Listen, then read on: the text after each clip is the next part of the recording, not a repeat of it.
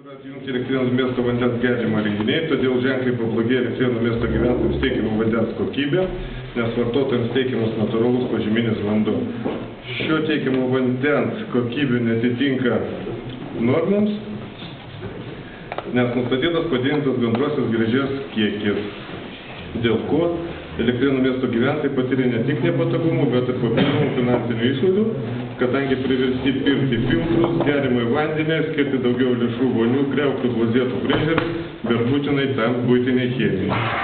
Atsižvelgiant į aukščiau išdėstytą, siūloma yra įpareigoti ūkio kaimo reikalų teritorijų planavimo teisėsaugos bei ekonomikos ir finansų komitetų